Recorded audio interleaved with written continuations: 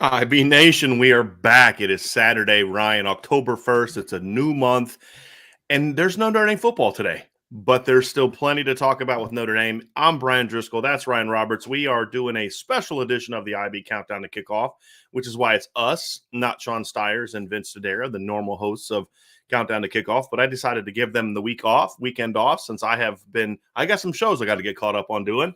Well, you guys, pulled the weight this week, and I was hanging out at Purdue, and so we are gonna handle today's show. We're gonna talk about Notre Dame coming out of the break. We're gonna talk about what's at stake for Notre Dame these next 8 games. We're gonna talk about people that need to step up, coaches and players, for Notre Dame to become the team they should have been coming out of the gate. We're gonna make some predictions for the sort of the Notre Dame after the break and what they're gonna do the next 8 games. We're gonna talk about toughest game, trap game, all those type of things. And then when we're done talking about Notre Dame, we're going to talk about Ryan, this has been one of the wildest beginnings of a season in a long time for me. Now, there haven't been a lot of great games, but every week there have been great games. And we haven't seen that in the past.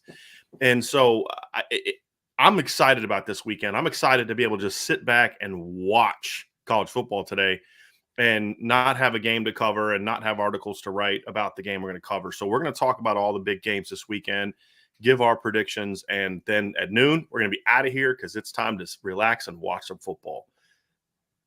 So, Ryan, we're going to begin. Go ahead. Oh, no, I was just going to say it's like the purest form of football today, Brian. It's like this is what we grew up loving, right? It's just you get to sit back, watch the games, relax, and enjoy some good football. Like that's what it is today, which, it's unfortunate there's no Notre Dame to kind of take in and enjoy. Yeah. But at the core, this is where the love for football began, right? So. For me, Ryan, I love watching Notre Dame, but I am glad they always have a bye week because it is nice to just have a weekend where you can sit back. I'm going to have like 3 monitors up on my desk. I'm going to be watching games. I'm going to, make some food, relax. I mean, and then with everything that happened with Rita, it kind of came at like the perfect time for me, So I'm excited that it's a bye week. And then it's also a good time for Notre Dame. And we'll transition to talk about Notre Dame. I think it's a really good opportunity for Notre Dame to get a bye. Normally, I like byes a little later in the year. Yep. But because of the Tyler Buckner injury and then Drew Pine taking over quarterback, this team needs to be different with Drew Pine at quarterback. They can't just keep saying, hey, this is the team we thought we were going to be. Tyler Buckner and Drew Pine are different players. Now, you can run the same offense. You don't have to change your offense, but your emphasis needs to change significantly with the change of quarterback. And I think it's hard to do that when you're just immediately getting into game prep and just game prep. A bye week, as we discussed yesterday, gives you a chance to take a step back and say, hey, where are we? What adjustments do we need to make? And so that's going to be an important part of really what we're doing here, Ryan, when you look at Notre Dame kind of getting ready for the second half of the year. And here's why or not second half of the year, but, kind of coming out of the break. And here's why this is an important conversation and why we're having it today. Because Notre Dame obviously had their ultimate goals derailed. If you're Notre Dame, and we said this before the season, the goal is to compete for a championship. Notre Dame is not competing for a championship. Could there be some wackiness in college football this year that opens up a chance for a 2-loss team to make the playoff for the first time ever? Sure. The odds of it being a 2-loss team plus a 2-loss team that doesn't play for a conference championship is kind of slim. I think if a 2-loss team ever gets in, it's going to be some team that loses early and then goes on a roll and then gets in because they knock someone out in the conference title game. Yeah. Right. So I think it'd be something like that. And it would be a crazy year. A lot would have to happen the next 8 weeks, really 9 weeks when you count the conference championship games, for Notre Dame to be a playoff team. So that's not really a conversation that we're going to have right now. But that doesn't mean there's still not a lot at stake, Ryan. And that's kind of why this is an important conversation. And so when you look at what's at stake, I think there's short-term things that's at play now, and the biggest one is Marcus Freeman, his reputation of what kind of coach is he? That's a very important part of the rest of the season, Ryan, because how this team finishes is going to tell us a lot about,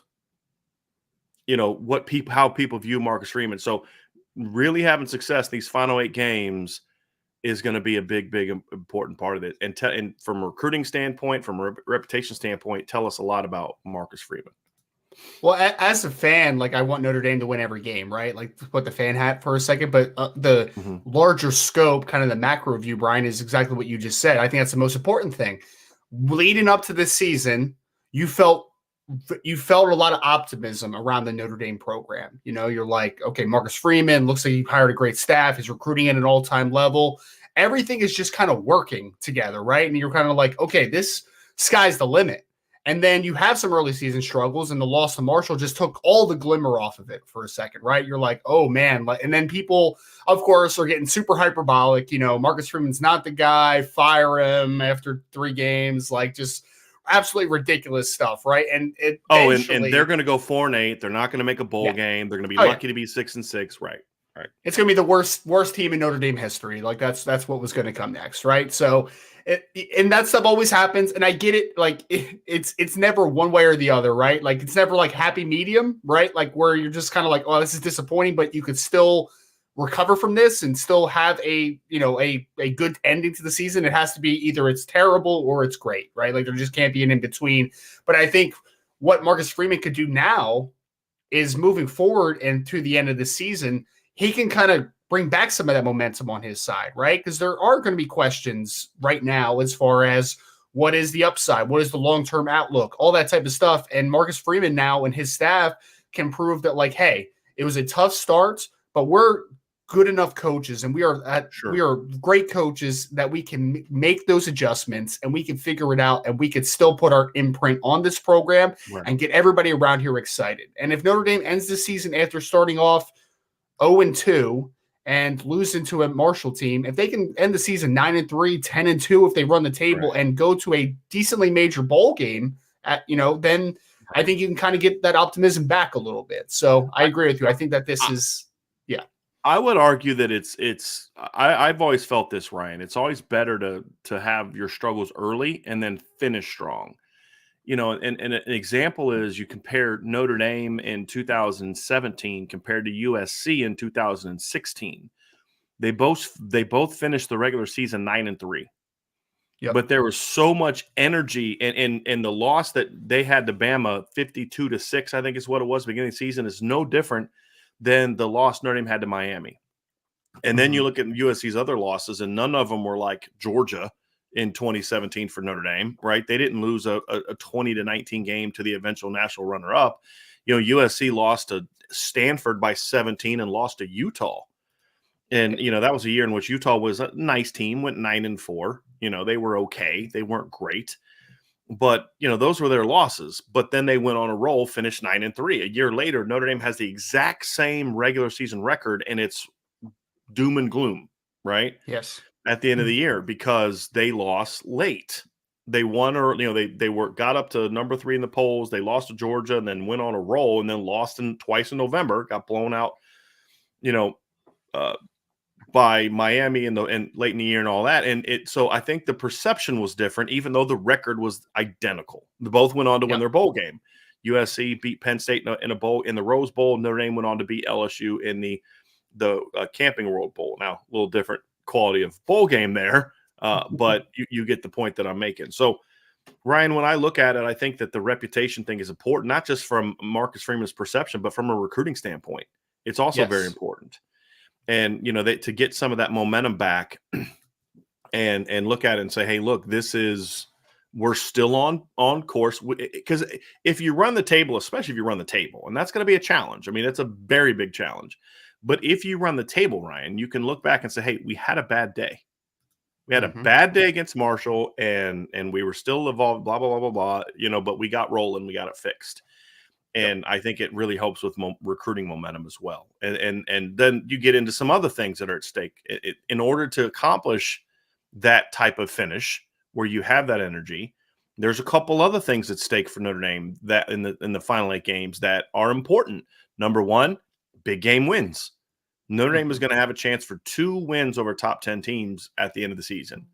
Now, will Clemson stay in the top 10? Well, we're going to talk a little bit about that later today because they've got a big game coming up today. The only top 10 matchup of the weekend, Ryan, is happening in the ACC, and it involves the Tigers down at Clemson. I think they'll be top 10 by the time they play Notre Dame. I think USC showed us that they can win some gritty games and tough games when their offense isn't clicking like they did last week against Oregon State. Will they be in the top 10 by the time Notre Dame heads out to California? We'll find out, but they got a chance. But there's two opportunities, in my opinion, right, for Notre Dame to get some big, big wins. And there's no excuse this year, right? I mean, it's the COVID year, or they were missing some of their best players. I mean, barring a bunch of injuries happening at Clemson and USC, those are going to be big opportunities. And I think that's just one thing Marcus Freeman needs to do, Ryan, is do things Brian Kelly never did. That's how you kind of say, hey, this is why it's glad that you're glad that they moved on. Losing to Ohio State, I would argue that somebody joked one time, or not said one time, but tried to criticize Marcus Freeman, like, well, Brian Kelly would have never blown a 21-point lead in the Fiesta Bowl. And I was like, Brian Kelly never would have had a 21-point lead in the Fiesta Bowl. They were never competitive in those type of games.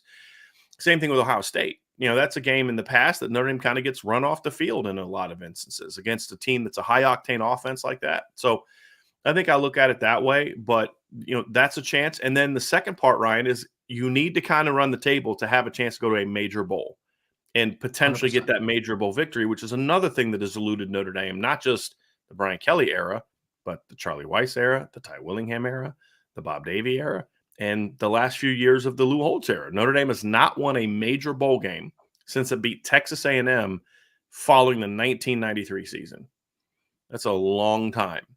And so there's still a lot at stake for Notre Dame. And all of that, Ryan, not only deals with the perception of the Notre Dame football program, but even more importantly, if Marcus Freeman can be the guy in year one to kind of chop down some of those narratives, that adds to the perception and reputation, which then makes him an even stronger coach and the staff even stronger when you hit the recruiting trail. And when he tries to go out and continue building a staff as coaches leave every staff.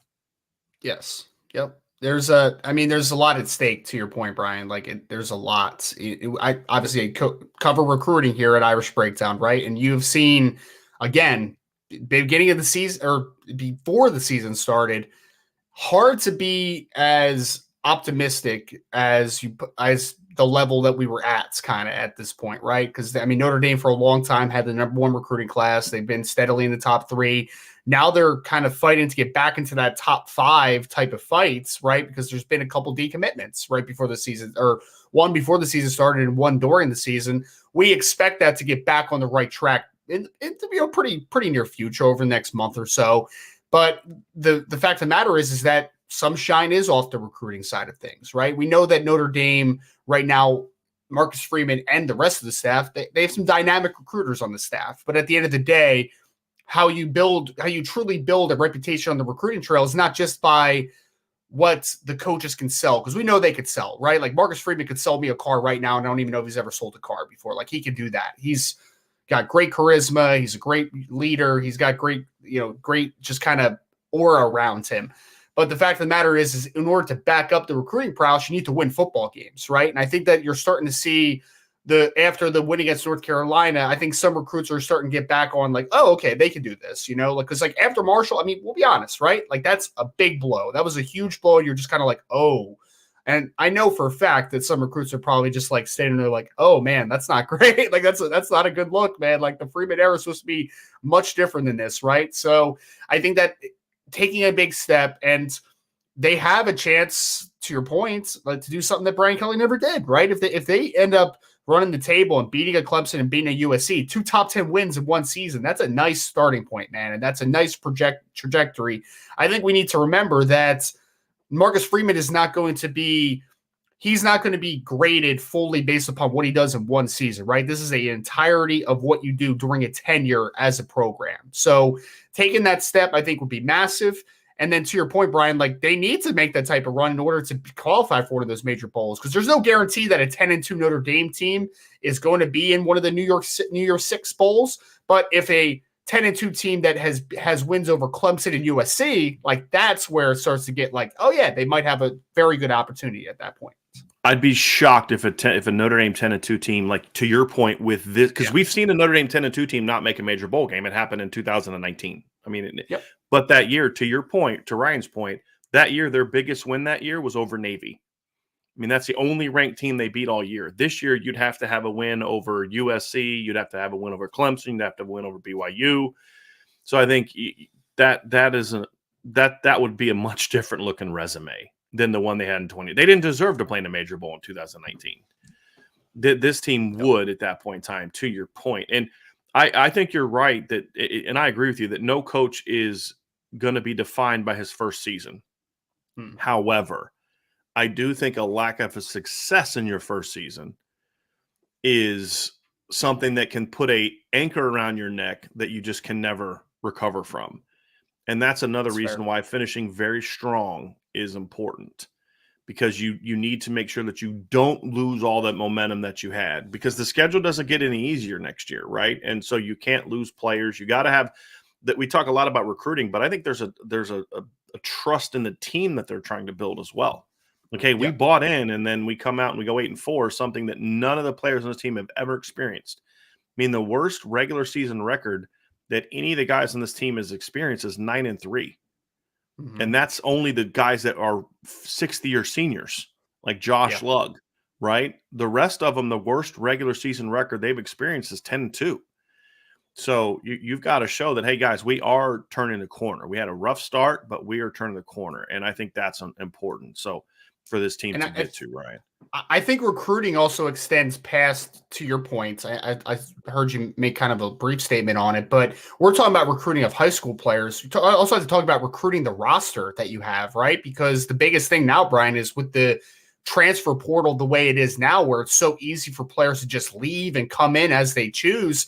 We have seen when a coaching staff can get dysfunctional, or there is lack of belief in a coaching staff, players will just go to the portal, and it's a mass exodus at that point, right? Notre Dame, in order to maintain the level of talent that they have on the roster currently, also needs to prove that they're heading in the right direction, because it is just so much easier nowadays for a player to just be like, oh, no, this isn't going the way I want it. I'm out of here. I don't need to be a part of this. So to your point, you're recruiting not only the high school kids that are going to be a part of the future successes of Notre Dame, you're also recruiting the core. And I heard you say that the core of what you have on your roster that you're trying to build around, because we've talked about the core, right? Like, there's a lot of sophomores on the offensive side of the football, especially, that are playing a lot of football this year, right? Like, that's kind of your core moving forward past 2022 into 2023, and losing some momentum may cause a couple of those kids to rethink just what the future is with the program. So to your point, it's a full scope. It's not just high school recruiting as well. Right.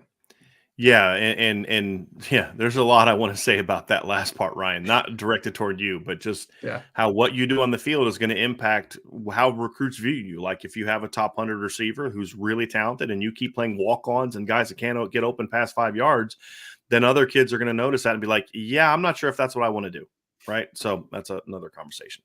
And that kind of leads into a little bit of a segue. I think for Notre Dame to maximize their potential, it's not just about keep doing what you're doing. You've got to be better than what you've been. The last 2 weeks were very good. You did what you needed to do to beat Cal and North Carolina, but you can't play like that and run the table. There are teams good enough to beat you if you play the way you did the last 2 games. Not many, but there are. So if Notre Dame is going to run the table, there's a big difference between 10-4 or 10-2 and 8-4. Big difference in many, many ways, Ryan. And so for me, there are certain people on this team that have to step up. And when we mean step up, it's not so much guys that aren't playing well in every instance, as some guys are just getting into the lineup. They have to emerge. We're going to talk about a coach. Some guys are playing well, but they need to kind of take their game to another level. There's all types of different ways to this. But to me, there are 6 players and 1 coach that, to me, are at the top of my list as far as guys that need to step up in order for Notre Dame to maximize their run. Now, we could talk about Marcus Freeman as being one of those, but I'm going to kind of focus more on the people underneath him. He ultimately is responsible for all of this because he's the head coach. That's the standard we held Brian Kelly to, and that's the standard we're going to hold Marcus Freeman to. That's the way it should be. It's up to the head coach to say to the offensive coordinator, defensive coordinator, D-line coach, O-line coach, receivers coach, DBs coach, say, hey, this is what I'm expecting you to do. Now go get it done. And at the very top of my list of people that got to step up down the stretch, and some people in the chat are already on it, it's offensive coordinator Tommy Rees. And it is a threefold thing, right? Number one, his responsibility as the quarterback's coach is very important. He's got to get Drew Pine going. We'll talk about Drew here in a minute. That's very, very important. He's got to adjust the offense around the talent that he has, not what he had or what he wants the offense to be, right? And that means, who are your most talented players? Identify them and then say, we've got to figure out ways to get them going. The other part of it, Ryan, is you've got to look at it and say, okay, this is who our quarterback is. Not who we want it to be, not who it was. This is who our quarterback is. And we've got to make sure that we use this bye week to tailor the offense to fit what Drew Pine does. Part of fitting what Drew Pine does is making sure that you're adjusting your personnel to fit who he is and what he does well. If he doesn't step up and make the necessary changes personnel-wise, schematically, and all that, Notre Dame will be good down the stretch, but they will not win out. Tommy Rees has to step up and do better than he's done the first month of the season and stop being stubborn. I'm not going to go on another rant today. If you want to hear me rant, you can listen to yesterday's. Make the necessary personnel changes. Stop making excuses for why you're not doing what you need to do as a coach, okay? And get it done, because if he does, then how people talk about Tommy Rees is going to change. Because, Ryan, I think you and I agree. Tommy Rees, when it comes to X's and O's, is a wicked smart dude. But what Tommy Rees is learning and needs to learn now, like he need to have learned it the last week, is it does not matter in today's game how smart you are. You don't win games because of how smart you are as a coach. You win games because of your ability to get your most talented players ready to play at their best level, right? And if your system is such that you can't get your most talented players on the field because it's too complicated, you're the problem, not them. And so if he makes those adjustments and brings his intelligence and says, but we got to figure out a way to get our best person in the field, and you mesh those two things together, by the end of the year, people are going to be talking about, wow, this is the Tommy Rees that we've heard other people talk about. He's capable of getting there, but it's going to require him to make some adjustments, Ryan. And I don't know if he's capable of that. We're going to find out over the next 8 weeks, but I know he's capable of it. We're going to find out if he's willing to do it. There's the difference. He's capable of doing it, no doubt. Is he willing to do it? That's the question we're going to find out in these next 8 weeks.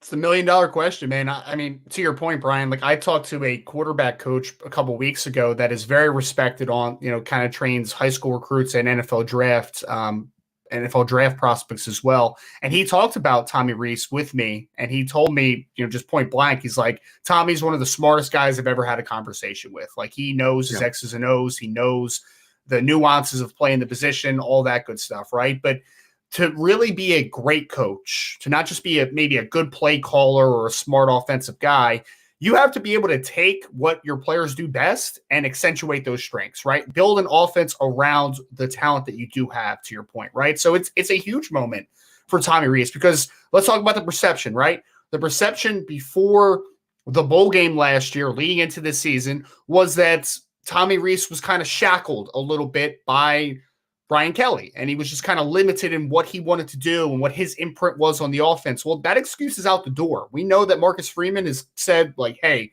Tommy, this is you, man. Like, I'm going to be the guy up top. I'm going to help and give my input where I need it to be. But at the end of the day, this is your offense, right? Like, this is what you want to build. This is what you want it to look like.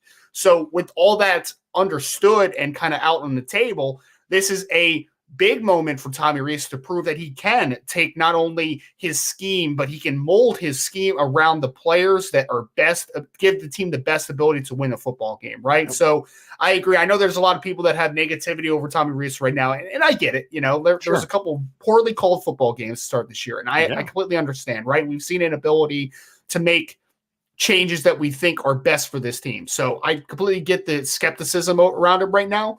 All I'm saying is that the baseline is that he's a very smart guy. The baseline is that he does know X's and O's. And the baseline is that we've seen spurts of him calling a really good football game.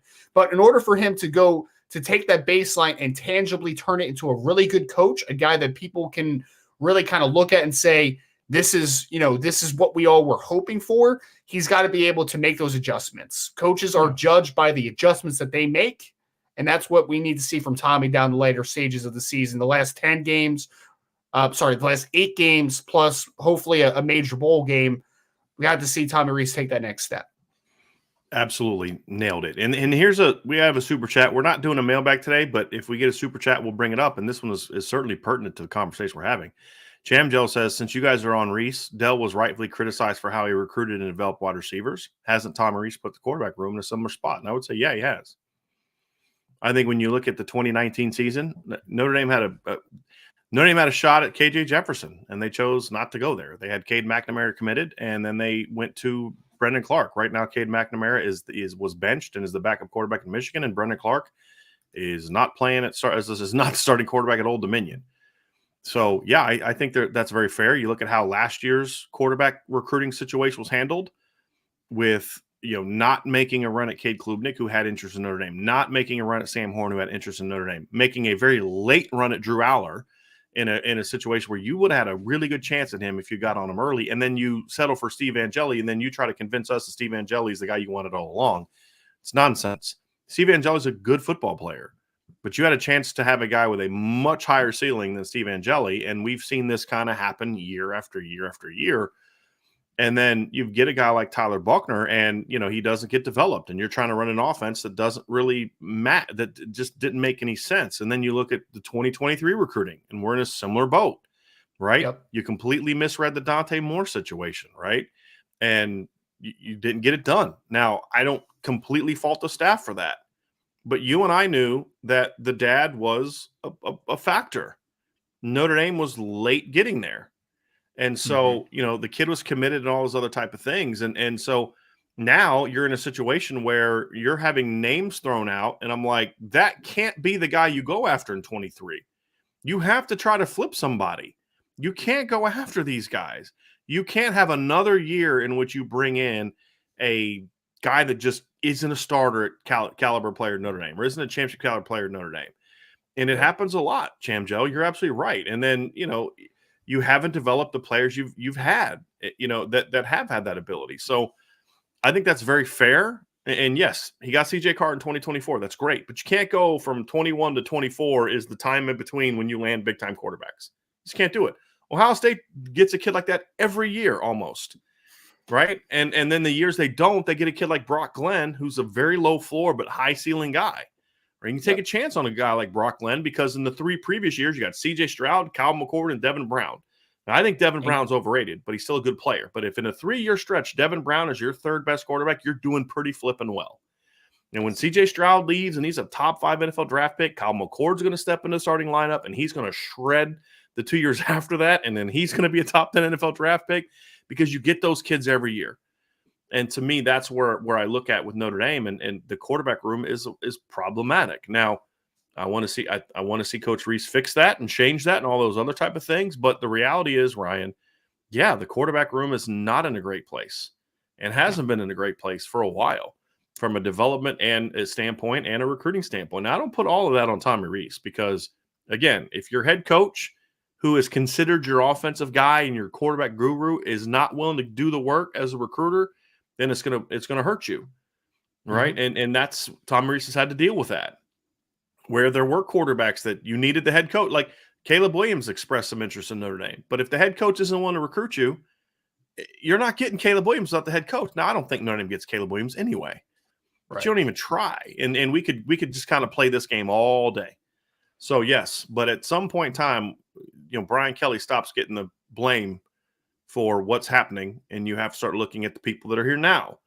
And Coach Rees has an opportunity to overcome that, and he needs – because I get that CJ Carr is a great player.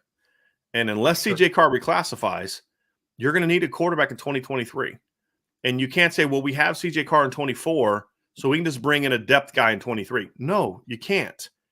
Because, A, you don't know last I checked, CJ Carr, unless he reclassifies, still can't sign a letter of intent for over a year. You have no clue what's going to happen. And you have no clue if he's going to get injured, if something's going to happen. I mean, there's so many different things that could happen. Now, I think the world of CJ Carr. But again, he still has a year and a half of high school football left unless he reclassifies. And even if he reclassifies, there's uncertainty. You can't just say, well, we got this kid, so we can just bring in depth in other years. No, you go out and get the best kid available every single year, with the understanding that realistically, every 3 or 4 years, we're going to have to bring in somebody like Ohio State did with Brock Glenn, who may not be to the level of the other guys, but this is just where we're at because we were so good the 3 year. That's the problem I see Notre Dame have. Why did they bring in this 3-star quarterback? Because they signed 3 5-stars in a row and they couldn't get anybody in this year's class. Oh, cool. All right, cool. And so that's the frustrating thing. But again, Tommy Rees could help himself by putting a better product on the field. Put a better product on the field, and it's going to make it easier. The best way to put a better product on the field, make sure your best players are on the field. So it all goes back to that. And that kind of leads into the next player that's got to really step up, and that's Drew Pine. And this is going to be a big part of this too. Now, Drew Pine needs to be given an offense that fits what he does, and he needs to have the best players. If you don't put your most talented players on the field and tailor your offense to fit Drew Pine, then you're not putting Drew Pine in position to be successful. Either way, there's a lot on Drew Pine. He has to be able to run this offense. And we saw him do this against North Carolina. Now, the question, Ryan, was that him just shredding a bad defense? Or is that the beginning of Drew kind of really taking this thing over and saying, okay, this is who I am, and you can win a lot of games with me? That's what we're going to find out. And how well Drew plays is going to have a big – so when we say step up, it's not that Drew hasn't stepped up. I think Drew stepped up pretty well. Bounced back from a rough start against Cal, led them to a victory over a now 3-1 football team.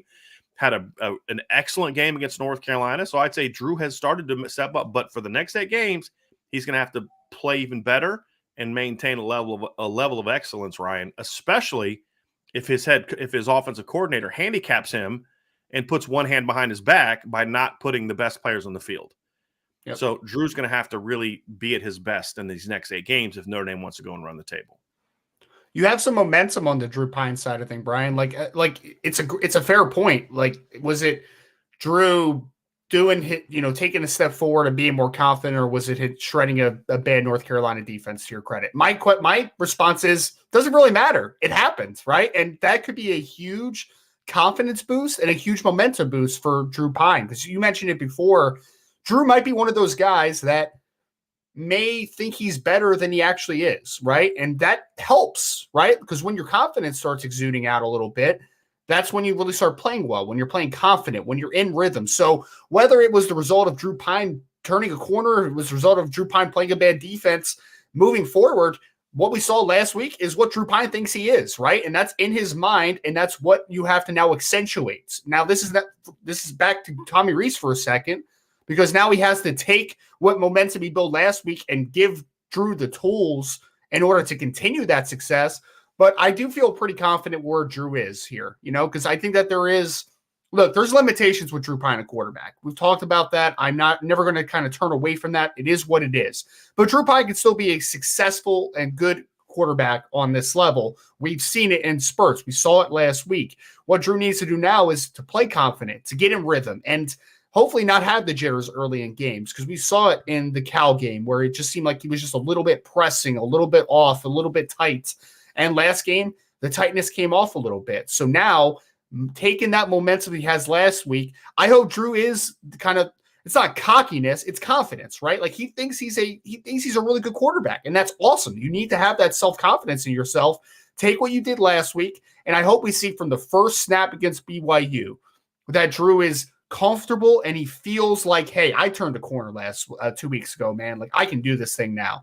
As long as Tommy Rees puts him in a solid position, I think he can continue having success. But to your point, Brian, like, hey, man, just believe in yourself. Believe in yourself. Right. As we saw last week against a bad defense, sure. But when you really do have confidence in yourself, I think Drew Pine could be a really a good starting quarterback. But that's what you're supposed to do against a bad defense. I mean, that's the whole point. It's like you say, wow, North Carolina's defense sucks. It does suck.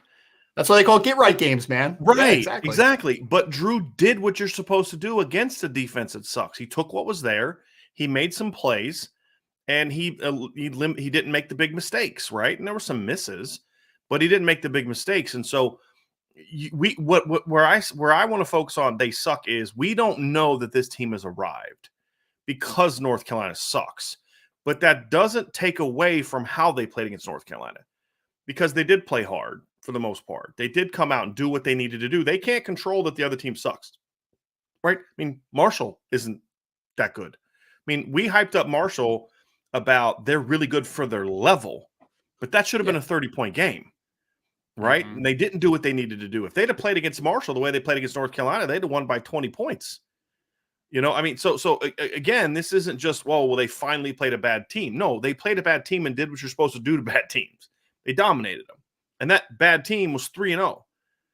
So bad defense is what we should say. They're not a bad team. They're a bad defense. They have a really good offense. Yep. So I give them credit for that. And another guy on offense that needs to step up, and it's kind of along the same lines, is Lorenzo Styles. Lorenzo has not played well this year. He has not played his potential, and there's a lot of things going on. I think there's a lot of things in his head. I think that he put a lot of pressure on himself to be the guy because he needed to be at wide receiver. I think they I'm not going to fault the staff for this because we were advocating for this as well. Yes. I think they put a little too much on his plate that he was ready for early by moving him around a lot of different positions. I'm not going to necessarily fault the staff for that because I thought Lorenzo was ready to be that guy, and he wasn't. And I think another part of it too is Lorenzo is just, there's something going on in his head that's keeping him from playing as hard as he needs to play.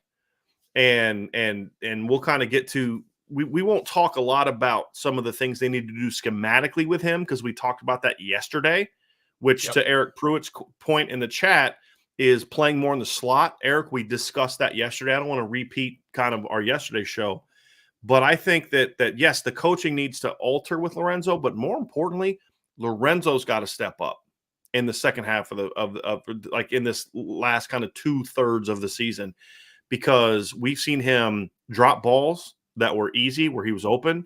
We've seen him kind of go half speed on routes where he didn't think he was getting the ball. We've seen him not really accelerate towards big play opportunities. We have not seen Lorenzo play the way we think Lorenzo Styles is capable. We've seen flashes of it, but he's got to grow up quickly. And this is putting a lot on a sophomore, but Lorenzo needs to kind of have a different mindset in these final 8 games because he's too good to have 5 catches for 69 yards against a bad defense be his breakout game of the season. He's too good. And so him becoming the guy he's capable of being is another guy that I think needs to step up down the stretch for Notre Dame, Ryan. I know we were big fans of him, Bryan. I mean, I was kind of, pounding the table for Lorenzo all offseason because I think that he has everything, to the point, yes, he's looked really good in the slot when he's had his reps in there. Like, there's no doubt about it. But I still think that Lorenzo has the type of profile where, like, he doesn't have to just be a slot receiver, man. Like, I still think that he can win on the outside. It's just, I think he's pressing a little bit. Like, I think that he's putting a little too much pressure on himself internally, if I'm being completely honest, because let's point this out real quick, Bryan, right? They haven't been able to capitalize on Braden Lindsey getting some opportunities down the field. So he hasn't been a huge factor in finishing plays. Braden Lindsey's speed is still a factor on the field, but having Avery Davis out, I think, was a big blow for this offense, right? Having kind of that short separator, consistent football player, and the leadership aspect of everything. Jane Thomas has been banged up. Deion Colsey's been banged up. They haven't played Tobias Merriweather. The whole wide receiver unit as a whole has not taken that step that we thought that they possibly could. And I think that that's put even more pressure on Lorenzo Styles. Because either way, I was expecting him to be developed into the number one option, and then everybody else kind of becomes a contributor, but not like the number one volume getter in the offense from a passing game perspective at wide receiver. So I think that the fact that other people also haven't stepped up or injuries have happened have also hurt Lorenzo Styles because he's now even pressing more than he probably would be just to be that number one role. So a lot has been put on his plate. He has not responded in certain instances, but I think that you saw some flashes last week of going in the right direction, but it needs to take a massive step up. It does, because the talent level there is undeniable. Lorenzo Styles is a very, very talented football player, and he could still be that guy. Because I think one thing that I didn't put enough emphasis on in the preseason was the fact that, like, hey, and I mentioned it a couple times, but Notre Dame was depending on offense on a lot of sophomores, man. And that can be scary in a little bit, right? Because there's a little bit of volatility for younger guys. It can be. But the thing with him is he wasn't being asked to be the guy, period. He was asked to be the guy at receiver. The guy is still Michael Mayer. And to me, my frustration with Lorenzo is I can understand you pressing the drop. The drop against Cal isn't something that bothered me. The thing that bothers me about Lorenzo is the plays where he's just not running. He's not even going hard because he doesn't think he's going to be a target. I don't know what that is. And that's the kind of stuff that frustrates me when looking at him. But we saw a better version of that against North Carolina. I would say he is one of the 3 players I was most encouraged by in that game because we did see him doing that. Now, part of that was being put in the slot. And I think if they can make that move permanently where he spends more of his snaps in the slot than he does outside, I think that's going to benefit him a great deal. Doesn't mean he can't have some snaps outside, but at least for the next couple games, you need to make him a slot guy. Get him comfortable and then put more on his plate as he gets that comfort. Exactly. Yep. And then you can do more with him. You can move him around. You can motion him. You can do some different things with him. You can do some stack stuff. There's a lot you can do in that regard. The last guy on offense, and then we did have a super chat I want to address about Drew Pine, but the last guy on offense, and he step up, Ryan, and we're not going to talk too much about this because we did address a little bit yesterday, is I think that the left side of the offensive line is playing really well. I think that Zeke Correll is ascending and is going to be a solid football player the last 8 games. I think a guy that holds the key to this offensive line, and you could argue one of 2 guys, but I'm going to go with Blake Fisher. I think Blake Fisher, for me, is the key to this offensive line really taking that next step and becoming the unit we discussed yesterday, which is really still the backbone of this football team. And I think that Josh just needs to be steady. Joe Walt has been really brilliant the last 2 games. Like he's in 4 games, he's now looking like the guy we thought he could be this year, Ryan. And he's coming off 2 really good games, and especially against North Carolina. Jarrett Patterson has gotten better each game, and Zeke Curl's gotten better each game. If Blake can play to his potential on a more consistent basis, that's the key for me for this offensive line really becoming something special down the stretch of the season. So I think he's another guy that needs to step up. He's been really up and down. He was pretty bad the first 2 games, was inconsistent against Cal, had some really bad snaps and some good snaps. He was better against North Carolina. Still had some mistakes here and there, but better. If he can keep climbing, by the time this team gets November, Blake could be a guy that you're looking at saying, hey, remember how good Joe Alt was? We're now having a conversation about who their best tackle is. And if we can be having that conversation in November, Ryan, this offensive line is going to be really good. And that's going to be something that's going to take a lot of pressure off of Drew Pine and a lot of pressure off the running backs, and it's going to make this team really dangerous here in the next 8 games, Ryan. What say you?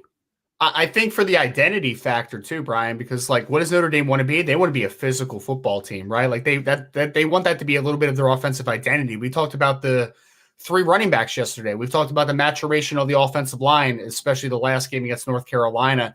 I think for what Notre Dame wants to be, it's kind of exemplified by Blake Fisher a little bit, man, because you look at Joe Walt. Joe Walt's just been so good the last couple of games, man. But he's one of those players that you can kind of just lose attention to him at times because you're just he's just so steady. He just doesn't give up a ton, right? You're like, okay, there he is, just doing his job. And you don't really talk about him much.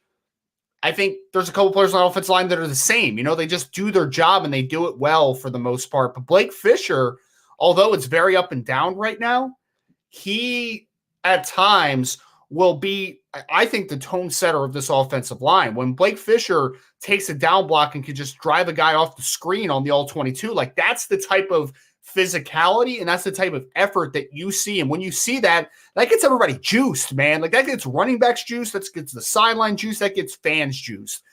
I think for me, Blake Fisher can be the tone setter of this offensive line. And this hasn't changed despite him being a little up and down and Joel being pretty fantastic for most part of the season. Blake Fisher has the most upside in this offensive line by a pretty wide margin, in my opinion. If he hits his ceiling, he is arguably the best offensive lineman in college football. I think he has that type of upside to him, right? So he needs to be that tone setter. He needs to be kind of the trend setter. He needs to lead this offense and give that physicality.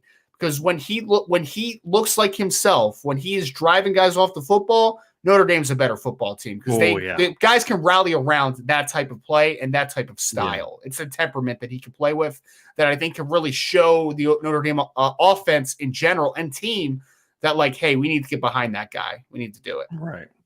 Absolutely. So let's answer this question here real quick that we had from Milton Fan with Super Chat. Thank you, Milton Fan. I think Drew Pine running is underrated. Thoughts? I guess I don't really know how to answer that because I can only speak for myself. I think Drew Pine is what we have said all along. He is a guy that can move the chains. He is a legitimate threat to move the chains as a runner. And we saw that against North Carolina, Ryan, where he kind of had that weird spin out, but then found a hole and ran for 12 yards to convert on the 3rd and 8. We saw it later in the game when they were overcommitting to the run. He pulls it, he runs and converts another 3rd down with his leg. So I think he is a guy that's a chain mover. What we have said all along, and what I still believe to be true, is he is not the kind of runner that impacts how a defense game plans for you, which can be used to your advantage in certain spots, but you can get like 1 or 2 plays a game with him, right? And where you can steal some yards on 1 or 2 plays. He's not a guy you're going to build your game plan around his legs. I think more importantly for me is I don't think it's his running that's underrated. What I think is important and what we saw against North Carolina is when he is playing the game he needs to play and he's comfortable in the system, comfortable in himself and all that, his pocket mobility is really important, where he'll climb the pocket or he'll step out of a sack and get the ball off or be willing to kind of take a couple steps back like we saw against Carolina, see the pressure, take a couple steps back to buy time, and then get that ball off to Michael Mayer over the middle. Those are the type of things to me that are where his athleticism kind of is highlighted. Not so much in the stuff like where Tyler Buckner can take over a game with his legs. That's not Drew Pine. Drew Pine can make a play there, make a play here, make a play there, and that's really what his running is going to be about. And I don't think we've underrated that because we've talked about that for a while. I just don't think it's so. I guess it would depend on Milton on what your version of that means. So what your version of underrated means. Like, I guess how good do you think he is? So that would be something I have to know. But I don't think it's underrated. I don't know if I would say underrated because I think the impact that he has as a runner is as an extender on pass plays, right? Like he's not a guy that you're going to run zone read a ton with. He's not a guy that you're going to run power read with. Like he's not an extension of the run game, but what he is look, I don't think he's as good an athlete as Ian Book, but like how Ian Book affected you with his ability as an extender is similar to what sure. Drew Pine can do a little bit, right? Like he's similar, although Ian's a more athletic version of it, but yes, similar. Yeah. Yes. Exactly. I mean, Ian ran like 4.6 something at his pro day. So like he's just a little bit different of a caliber of athlete comparative to Drew. But the things that he can do are similar in the sense of like, hey, pocket's closing, nobody downfield. Drew can extend the pocket and work as continuous as a passer, or he can get you on 3rd and 5, he can get you 6. Like he's that type of player, right? Like he can get you you only need it 2 to 3 times a game, but he can be a extender of drives with his ability to run the football. But he's never going to be a run threat in the offense. It's just an extension of the passing game, which, it's all you need. You don't need him to be. I want to get to the defense here, Ryan, as we kind of get close to wrapping up the Notre Dame part of our conversation, because I really want to talk about these games today. So I'm going to try to be disciplined and stay within about an hour and 15 of the Notre Dame conversation. 3 guys on defense have got to step up. We'll talk briefly about one, Isaiah Foskey. We chatted about this yesterday. Isaiah Foskey's been pretty good the last 2 games. I mean, pretty good. I would argue North Carolina was one of his, if not his best, all-around game of his career. It's at least in the conversation, in my opinion. Now he needs to kind of take it to another level and have he hasn't had the take over a game thing much this year outside of Cal. I thought second half against Cal, we saw like, oh, that's the Foskey we saw last year in the Foskey that we thought we were going to see. Now we need to see that a little bit more consistently. There's going to be some games. You're going to have a hard time beating Clemson. You're going to have a hard time beating USC. You may even had a hard time beating BYU if Isaiah Foskey's not playing like Isaiah Foskey. Because if he plays his game, then it helps everybody else. And so a couple other guys that we'll focus more on because – and another one that not too much on because we talked about it yesterday. So I want to get these out of the way so we can focus on the third guy. Cam Hart's another one. Their secondary has been very good this season outside of 4 plays, 3 of which were in the North Carolina game, right? Secondary has been very good this year. All the while, Cam Hart is at best been their 3rd best corner this year. At best, he's 3rd in their corner list. And I would argue you could say he's 4th. Because I would say Clarence Lewis has been more consistent. That's the point you made yesterday. They need Cam Hart because it's been good so far, but the schedule ramps up. BYU, Stanford has some pretty good receivers. They haven't all got hurt yet, right? And so they're still kind of healthy so far. Stanford's going to have some good receivers. Michael Wilson, right? They're going to Humphreys. They're going to have some big kids to throw at Notre Dame, Ryan. Then you get into Clemson. Then you get into Zay Flowers of BC. You get into USC's receivers. Syracuse has got a big kid that you've talked a lot about, Oronde Gadsden Jr., who's off to a good start this season. There's a lot of good receivers down the stretch. They're going to need Cam Hart to get back to being Cam Hart. He looked healthier last week, which is huge. Now he needs to take his game to another level, right? He's a big key for this defense.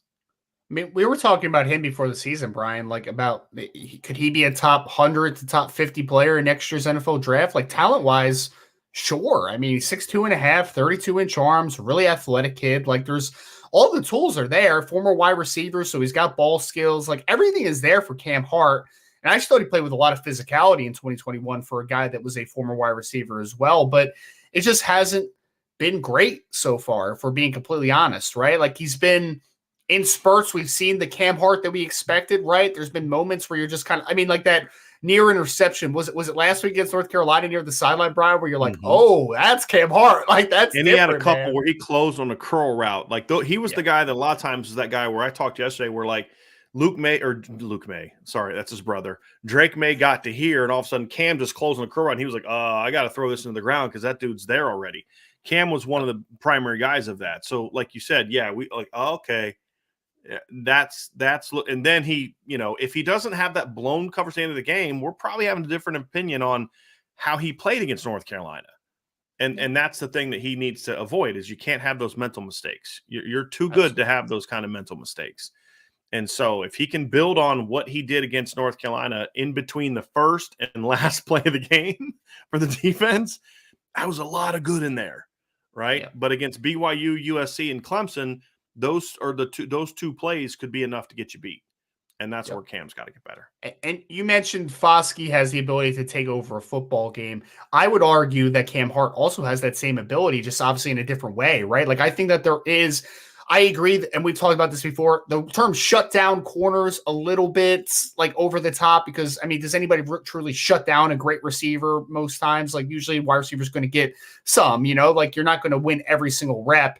But I do think that Cam Hart's impact, if he's consistent and he is healthy and he's where he needs to be, is that you can limit the best receiver on another team to minimal impact. Like he has that type of upside too. So, and Notre Dame, to your point, they need him. They need him moving forward, right? Because he's going to see a lot of good wide receivers down the stretch, a lot of good ones. You talk about the trees that Clemson has, the freshman Williams also out of the slot that they have that he probably won't see a ton. But you're talking about the USC wide receivers. I know they'll use Jordan Addison kind of all over the place. Oronde Gadsden's a perfect player for him because Oronde Gadsden's like 6'5", right? Like you want to have a taller guy like a Cam Hart have the ability to counteract him and limit him. So I think that he is a absolute. I would argue that he might be the number one for me because there's a lot of other players that I think are playing at a good baseline. There's some that are even overachieving. Cam Hart's the guy that we expected a lot of that we haven't really seen it and definitely not consistently this year. And if he puts it together, man, then you're talking about a absolute difference maker down the stretch because he has, look, Benjamin Morrison's playing really good football as a freshman, but you don't want him checking Jordan Addison every play. You know what I mean? Like, you don't want that happening. You want Cam Hart to be the guy that checks the best receiver on the other team.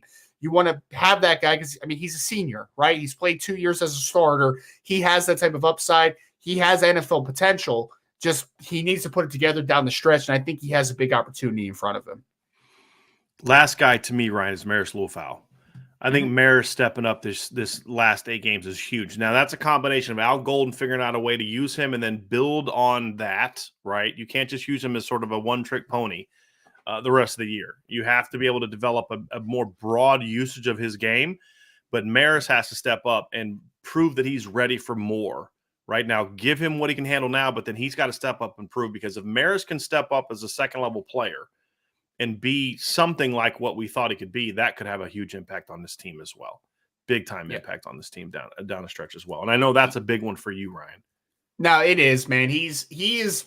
I think that his ability on the second level can be difference making. Like there's going to be some inconsistencies as a continuous run fill player and a consistent run fill player, but you see that the talent level is obviously there, right? Like he's 6'2.5", long arms, athletic, and you don't really have. I mean, when Prince Kali comes in the game, he's a really athletic type of player. If Jalen Snead ever gets into the game, he's a really athletic type of player. But you don't really have difference makers that have been playing a ton of snaps on the second level at this point, right? Like you more have guys that are J.D. Bertrands that you want to be really steady, good football players. Jack Kaiser's, who at his peak could be a good, steady football player. You don't really have the difference maker on the second level. I do think that Marist Liufau can be that. You saw it a little bit against North Carolina, which like as a delayed blitzer, working off the edge at spots, working in space a little bit more, doing those types of things. Like there is, I think, still a big upside that we haven't seen with Marist Liufau. He needs to be more consistent. He needs to be employed correctly. And I think that you saw last game, Al Golden really started understanding like, hey, what is Marist good at? And let's ask him to do the things he's good at. Because when he does the things that he's good at, he's a difference maker potentially. And he needs to be that guy down the stretch. Because I just don't know, Bryan, of the main producers that we've seen on the second level, I just don't know if there's a ton of playmakers on the second level, right? So I think that Marist is a guy that needs to be that type of guy, in my opinion. Well, the only guy that would fit that mold, Ryan, would be a guy that plays the same position as Marist, and that's Prince Kali. Like J.D. Bertrand's not a playmaker, and Bo Bauer's not a playmaker. Jack Kaiser's not a playmaker. At least he hasn't been this year. So, yeah, I would agree with that. I would absolutely agree with that. And they don't need Jeremiah Owusu-Koramoah linebacker, but they need to be better than what they've been. That's definitely true. So I would agree with you there, Ryan. Let's kind of talk about some predictions, Ryan. You and I kind of looked at some of the different things we think could happen, and we're going to have some fun with this. It's kind of like our bold predictions that we do before the season, but we'll give a couple 2 to 3 predictions on each side of the ball for the final 8 games of the season, Ryan, and I'll let you kick off. Let's go offense. Give me one of your predictions that you have for this offense going down the last 8 games. Well, I think it's working off of the running back unit, right? I think a bold prediction is I still think that all 3 running backs at the end of the season go over 500 yards rushing. I think that that's like kind of the baseline for me. So not 500 just from here on out. I'm saying as a whole season entirety. Is that a word? Entirely. Whatever. And a whole season scope that we'll have 3 running backs to go over 500 plus yards. I thought if Tyler Buckner could stay healthy, that there might be a chance to have a 4th guy that goes over 500. But I think you really are starting to see how these players can mix and match correctly moving down the stretch. So the final 8 games of the season, I expect the running backs to really continue to just have that ascension. So 3 running backs over 500 for the rest of the season. For me, 500 rushing yards or 500 yards of 500 offense? Rushing yards. 500 rushing yards. Okay. Because let's say 500 total yards. I'm like, yeah, that's not hard. That's not hard. Yeah, that's going to happen before the Clemson game with the way that they are in the pass game. Yeah, that's an interesting one. If Logan Diggs wasn't so banged up the first 3 games, I'd feel even more confident in that one. But yeah, that's a good one. I like that one. I like that one. So for me, Ryan, I'm going to look at it, and I think my first big one is that the Notre Dame offensive line will lead a ground attack that is going to average over 200 yards in the final 8 games. Now, will they be over 200 yards for the season? I don't know, because they had some really bad early games. And I don't know if they're necessarily going to be they're not going to be 2017 good in the run game. But I think on average in the last 8 games of the year that they're going to run 200 yards a game. It comes down to 2 factors for me, Ryan. One, I think they're going to be better. And this fuels kind of your thing. So we're kind of playing off of each other. Number 2, they play some teams that are really bad at stopping the run. Even some of the good teams they play are not good at stopping the run. Mainly the team they play a week from now, BYU. They're not good stopping the run. They've already had, I think, 3 opponents, I believe, already this year, Ryan, have gone for over 200 yards rushing. I know Utah State did. I believe Oregon did. I'm actually going to look that up now. Yes.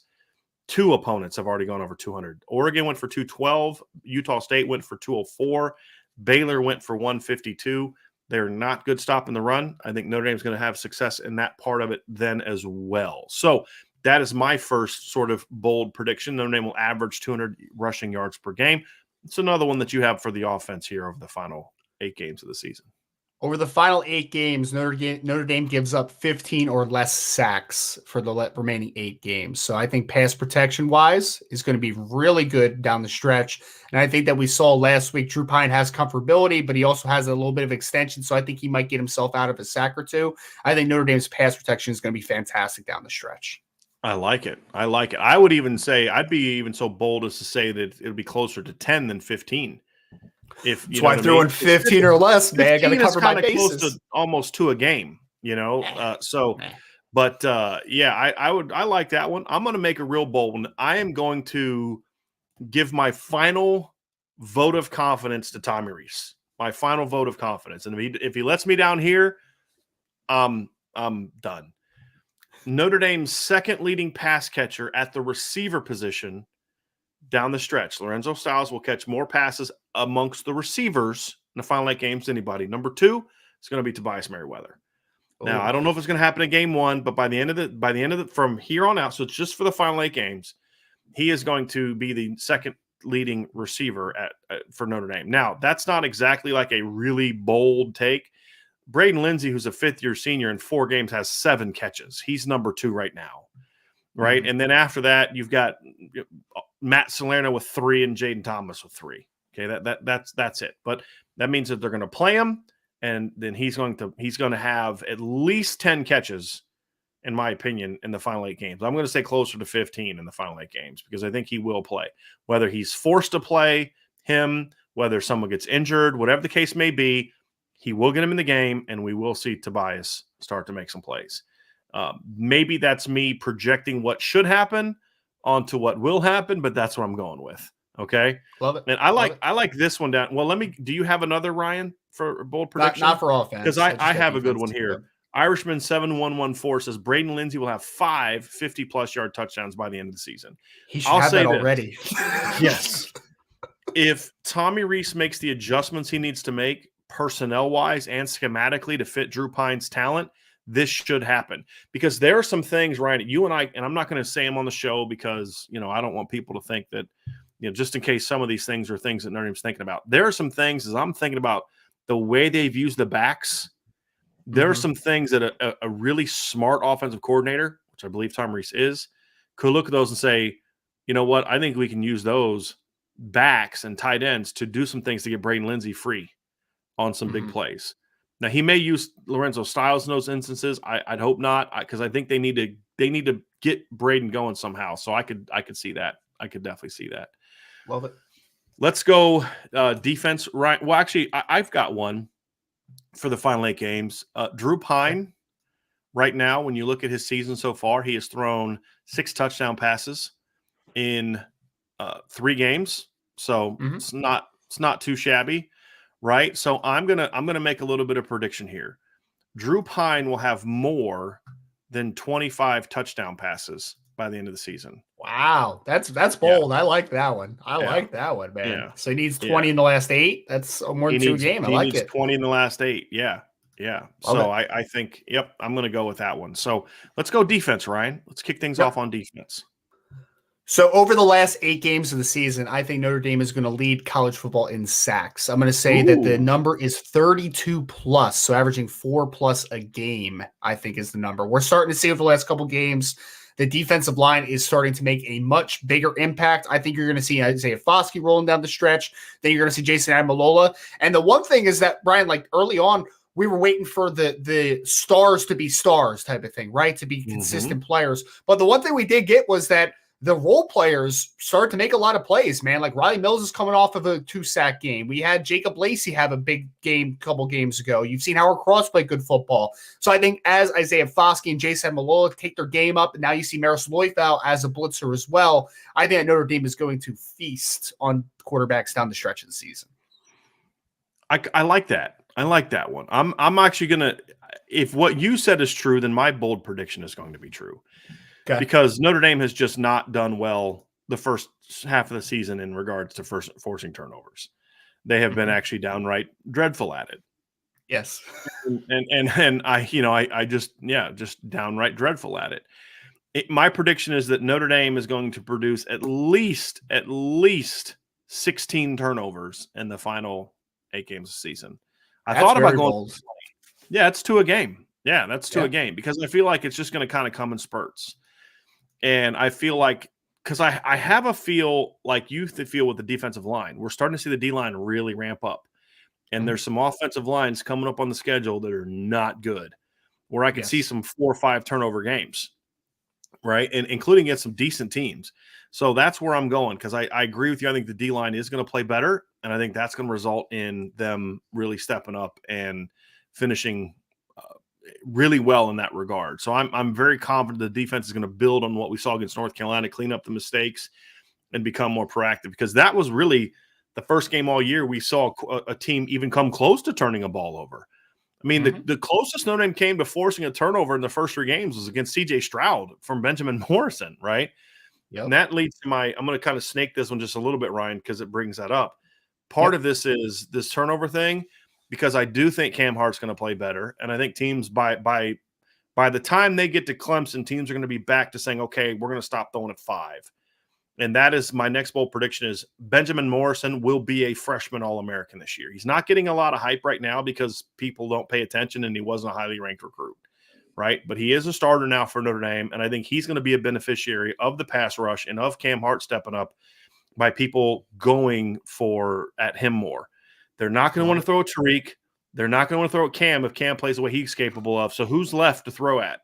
Yeah, let's throw at the freshman, and they're going to some teams are going to pay for it. So Benjamin Morrison, in my bold prediction, will be a freshman All-American by the time the season ends. Okay. Somebody asked this, Chamgel, including the bowl game. All my predictions are for the regular season. 8 games. So it's the final 8 games, Chamgel. So yes, just so we're clear, because you throw in the bowl game, like for Drew Pine's touchdowns, it's basically, he'd have to get 19 in 9 games. That's not that hard. Like 2 a game. I think it's more keeping it regular season is where I'm looking at it. So yes, that is where I'm going to be. So Ryan, what is your second bold take? I was going to say I like your bold take because mine kind of actually does parlay a little bit with it, right? You were talking about the secondary, you're talking about Benjamin Morrison having a big impact during the stretch, the 8-game stretch to end the season, regular season. My bold take with Jaron Hall still on the schedule, with Caleb Williams still on the schedule, with DJ Uiagalelei playing at a higher rate down the stretch of the season. My bold prediction, Brian, is that Notre Dame holds every passer from here on out to below 300 yards passing on the season. Okay. Which doesn't sound too bold, but when you consider they just gave up 300 plus to Drake May, and you're thinking if Notre Dame's ahead, that teams are going to be passing the ball a little bit. And that's kind of what I was thinking. Yeah, get some garbage, big plays down the stretch like North Carolina did. Yeah. Nope. They're locking it down, baby. Locking it down. I want to clear this up, Chamgel. He said I misheard it as 25 in 8 games, not 19. Yeah, no, you're correct. What I'm saying is 19 more. So it was 25. He's got 6. So what I'm saying is he's going to get 19 in 9 games, which would get him to 25 for the season. So yes, my thing was, I think I said that 25 for the season, right, Ryan? Not 25 in the final 8 games. Did I say it? Yes. Did I say it that way? I thought for the entirety. I got yes. It. Yeah. So if I said that wrong, Chamgel, that's my fault. I meant 25 for the season. He's got 6 right now, which means he would have 19 in the final 8 games. So yes, so apologies there. But yes, not 25 in 8 games. That would be over 3 a game. And I don't know if he's going to get to that. But I'm going 25 total by the end of the regular season is where I'm going with that. So, Ryan, do you have any more bold predictions for the defense? Is that kind of where you're at right now? Yeah, that's kind of it. That's it. Okay. Yeah. I have a couple others that I'm going to hang on to just because I want to see it first. But there's a couple other things that I'm really curious to see down the stretch. And then here's another bold prediction. Notre Dame will score 2 special teams touchdowns in the final 8 games of the season. I need it, man. It's going to happen. Yeah. It's going to happen. Yes, it's going to happen. So Ryan B said, I looked at Benjamin Morrison's offer list that includes an offer from Alabama. His final 3 was Notre Dame, Washington, and Alabama. So that was his final 3. He was one of the most misevaluated corners I've ever seen. I mean, I don't think he was ranked as a top 300 player by anybody, Brian. And we ranked him as a top 100 guy. You can go look at the card now. We had him as a top 100 recruit. Benjamin Morrison was a dude. I will never understand what everybody else was missing. He was not ranked in the On3 top 300. He was not in the 247's top 247. He was not ranked in the Rivals 250, and he was not ranked in the ESPN 300. ESPN had him as number 43 corner in the country, and On3 had him as number 44 corner in the country. The best one was Rivals, who had him as the number 30 corner in the country. I never understood that. Never understood that. And so I saw a kid that was a top 100 recruit. I mean, just flat out. Length, speed, instincts, physicality. He had it all. I could not understand what people are missing, Ryan. I still don't. And I think we're seeing now that, and he's even better than I thought he was going to be, because he's already earned a starting job at Notre Dame. Like as I said earlier in the week, he's playing now like I thought he would play as a sophomore. Right? I mean, he's doing really well. So I will never understand that one. Never understand that one. Can I throw out a bold prediction for specialists? Of course. Throw out one real quick. John Stott makes an All-American list, baby. Keep it going. You know what? I'm hoping that you're wrong on that one. And the reason I'm hoping you're wrong on that one is because part of the reason he's in the conversation now is because they punt so dang much. I don't want him to punt a whole lot down the stretch. That's the reason I hope that you're wrong. Man, he is having a great start to the year, man. He really he just needs one a game where he's knocking at 50 plus, and that average is going to be high. We're good. He's at 45.6 right now, and that's on 20 punts. That's got to be the highest since when? Like, that's got to be. Yeah. I mean, he currently ranks 12th in the country in punting average. Which is really impressive. So last year, Jay Bramlett was a 43.8, 42.8 the year before that, 39.4 the year before that. Tyler Newsome was at 44.7 and 18, 43.6 and 17, 43.5 and 16. Tyler Newsome, first year, 44.5 and 15. Brinza was at 41.5. 41.1, 40.8 for Ben Turk in 2012, 40.3 in Ben Turk in 2011. Tom Maurice had 3 punts that year. I do not remember that. 38.3 for Ben Turk, 38.2 for Ben Turk. So going all the way back to 2009, there hasn't one that's been that there hasn't been anybody as good as this. Tyler Newsome had had a 44, but that's the closest that they've had. 44.6, that's the closest they've had.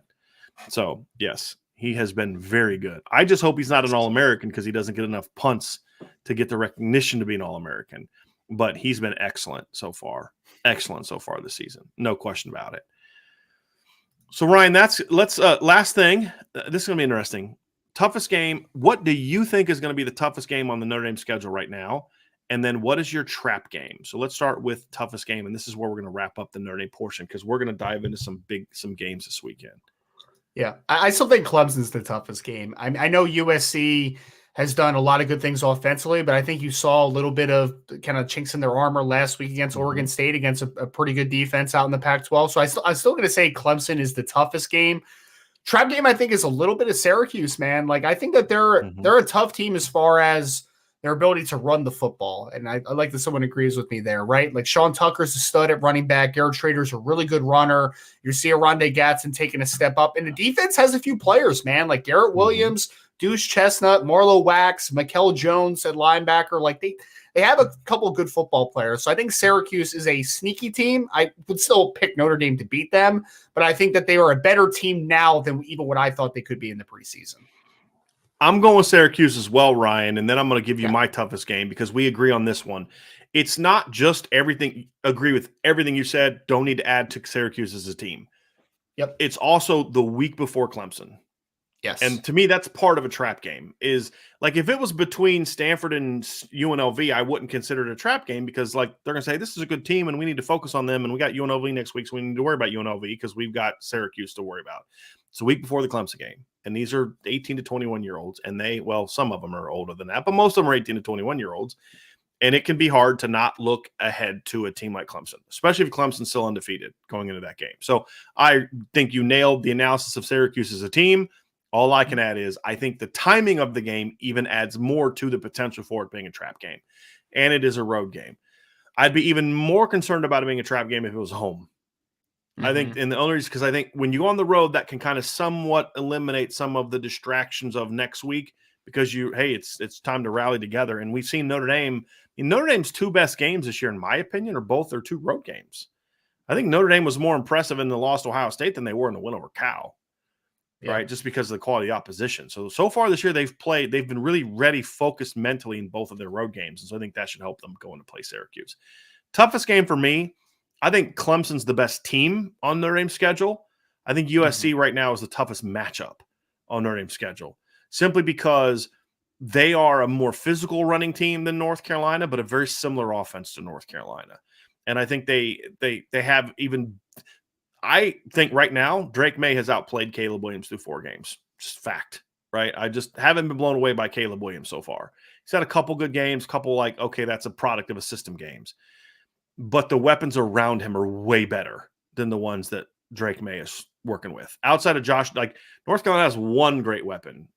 USC has several, right? I mean, you've got Jordan Addison, you've got Mario Williams, you've got other receivers stepping up. Plus, you have Travis Dye making plays. You've got Austin Jones finally being used properly by a coaching staff, which he was not at Stanford. So, I think their offensive line's been solid, and I think their offensive line has been better than Clemson's. And you said that USC showed some chinks this past week. So did Clemson, in my opinion. And I agree with you that USC saw some chinks in the armor with the offense. You can beat them up front still, right? And I think, is that what you were kind of referring to? Is Oregon was the first team they played, was a physical football team, and they smacked them in the mouth, and we saw the old USC kind of rear its ugly head a little bit.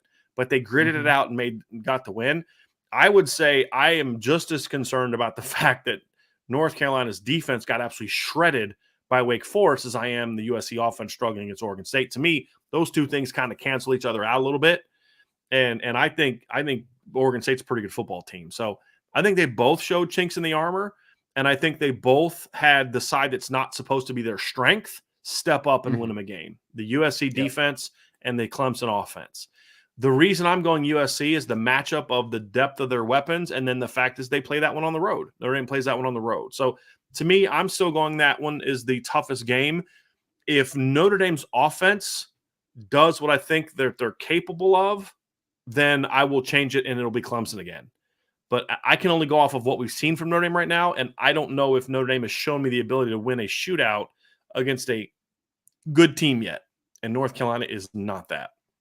So that's really where my concern is, Ryan, why I'm going with USC right now as the toughest game. Now, that could change here in the next few weeks because USC's depth could start to become a problem, and they, lose a guy here or there. They've been pretty healthy so far. They've only really been tested once by a good physical team. That's going to change here moving forward. And obviously, they have Arizona State this week, which should be let's be honest, that should be a cakewalk. But they've got Washington State coming up a week after that. Washington State's been a pretty good football team so far this year. They've got at Utah, at Arizona, at UCLA. UCLA looked good last night against Washington. You and I both predicted UCLA to win. I was going to say, we're going off to solid starts, man. It was an even more impressive victory than – you predicted a 9-point win. I predicted a 3-point win in which Washington scored last, and it was kind of close. But I did not see UCLA – just working that Washington defense the way that they did. And so I thought it was going to be a win, but I didn't think it was going to be a win like that. It was 40-16 at one point in time. What was the final, like 40-32? It was not that. Yeah, it was 32, not that close. 32. It was not that close. No. It was not even close to being that close.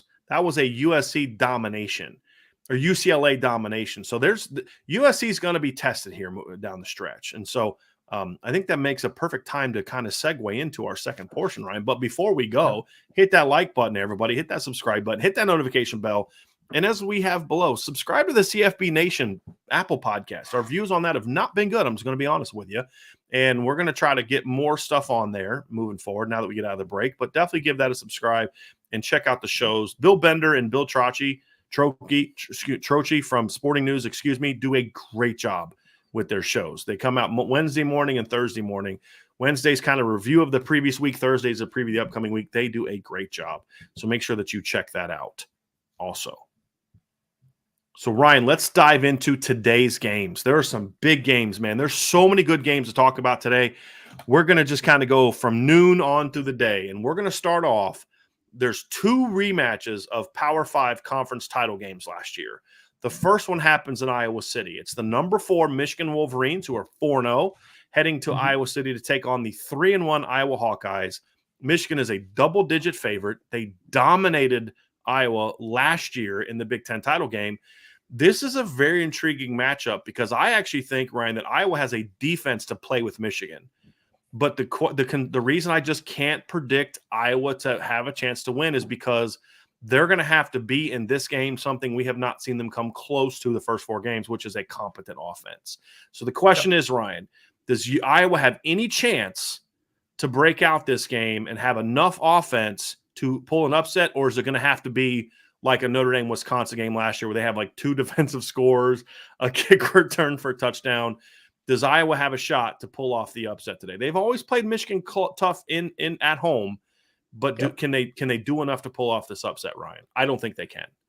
I don't think so either, Brian. I mean, strange things have happened in Kinnick before, so like you never know, I guess, right? Like college football is a very strange and finicky thing at times, but I just have a tough time just believing in anything that Iowa's doing offensively. And I know they've done better the last couple weeks against Nevada and Rutgers, but I just think that Michigan's defense is just a step up from those last couple outings they've had, right? So I predicted Michigan winning 27-13. I do think that Iowa is the type of team where they can lose. They can play a really good football game and still end up giving up 20-something points, right. A dominant football game, because their offense just can't do enough for them, man. Like Spencer Petras has not been good.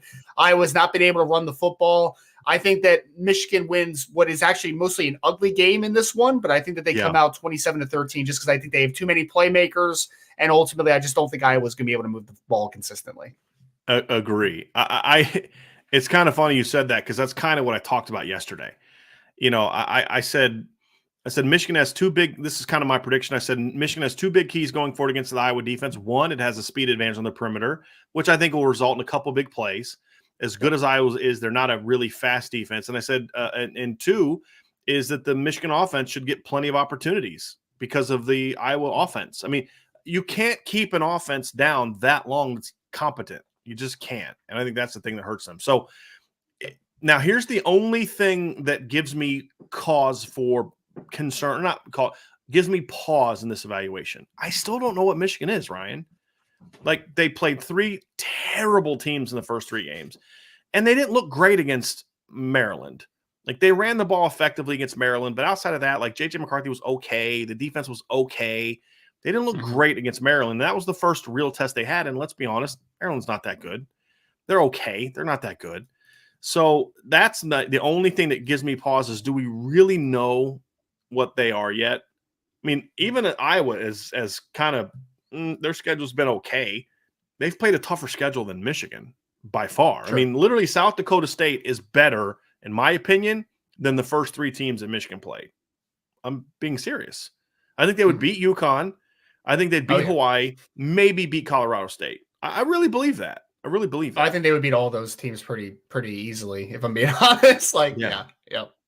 So that's the only thing that gives me some bit of pause. The noon slate today, Ryan, is nuts.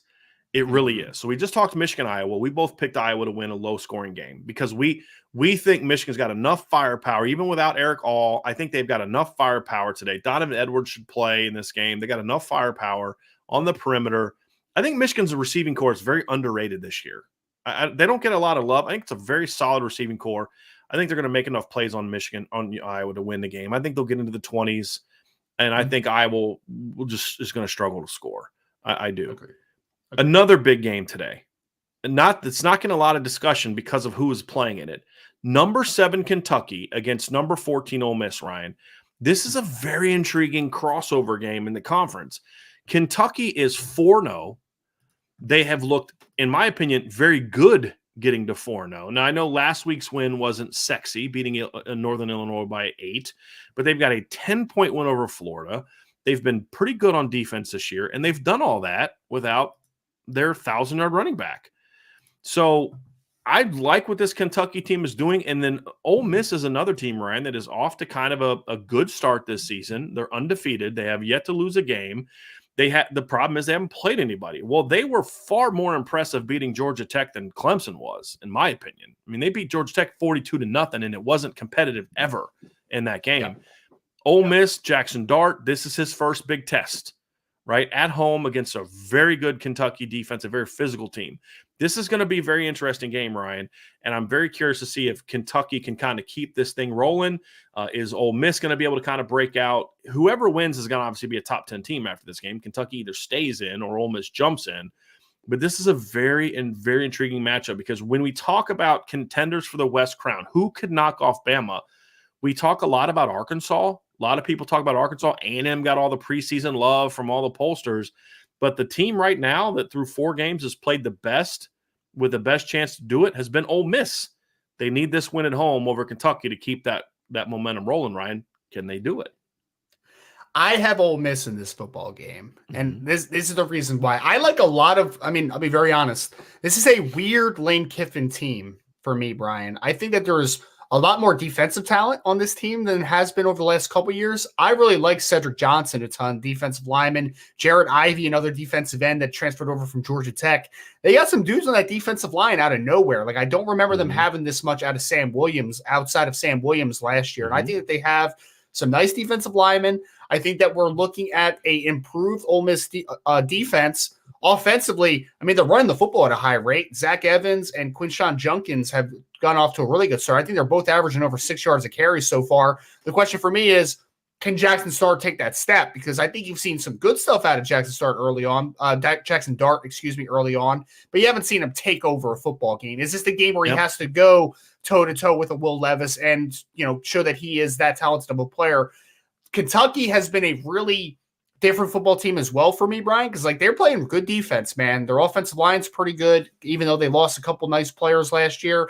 I think that Ole Miss does end up edging this game out. I think it's a little bit lower scoring than maybe people anticipate from what you would think of Will Levis on one side and a Lane Kiffin offense on the other. I'm going to say that Ole Miss wins this game 27-21, a close game, a hard-fought football game. Ultimately, I think Ole Miss just has a little more offensive firepower than Kentucky does. Quinshawn Junkins, true freshman running back Quinshawn Junkins, who had a Notre Dame offer, 429 yards rushing. Zach Evans has 365 yards rushing, and Jackson Dart has 201 yards rushing, the quarterback. And the lowest yards per carry average of the 3 of them is Quinshawn Junkins at 6.13. Zach Evans is 6.2, and Jackson Dart's at 6.9.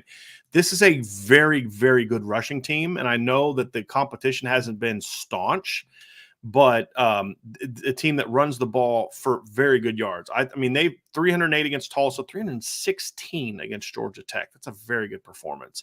The Tulsa game, I felt a lot better about their defense before the Tulsa game. Yeah, I did. But, look, it's one game, and Tulsa's been pretty good on offense this year. And the numbers, Prince having a nice comeback year for them at quarterback. He's done pretty well. Yep. Yeah. I mean, they're averaging they were averaging 40 going into that game. They're down to 39 now because they only scored 27 against Ole Miss. They scored 38 against Northern Illinois, 37 in a loss to Wyoming. So I'm going to give them the benefit of the doubt and say, it's a pretty good Tulsa offense. Philip Montgomery's kind of back to doing what he was at Baylor. He was part of that Art Briles staff that was just a great offense. And I know that Tulsa won with defense in its most recent good season, but they definitely look to be back to being that kind of team. So I'm going to take Ole Miss as well because they're at home. I would have taken the home team in this game. I just don't think Kentucky has enough firepower to go on the road and win this kind of game. With all due respect to Anthony Richardson, Jackson Dart is a more polished thrower right now. He's also a weapon, but more importantly, he's got better weapons around him, at least more proven, experienced weapons around him than what Anthony Richardson has. And the other thing, to your point, Ryan, Ole Miss is a lot better on defense right now. So great win over Florida on the road for Kentucky. I don't see them doing it again today against Ole Miss, but I think it's going to be a very good game. I could see it even being like a 20-17 game, Ryan. But I see your 27-21. I could see it being that kind of game. I don't think it's going to be a shootout at all. Another big noon game that's going to be very interesting, Ryan. It's number 18 Oklahoma at TCU. I'm going to be honest. I had this pegged as an upset game a week ago. The only reason I changed my mind is because Oklahoma lost to Kansas State last week. And I think they're going to be more focused. If they were coming into this game undefeated, then I would feel a lot better about TCU having a chance to pull this off. I think this is going to be a very interesting game. I think when I look at Oklahoma, Ryan, obviously Oklahoma looked really good their first 3 wins, but they didn't play anybody. Last week was their first test, and they got outplayed by Kansas State from start to finish. Was it just a bad game, which teams have? We've talked about that with Notre Dame.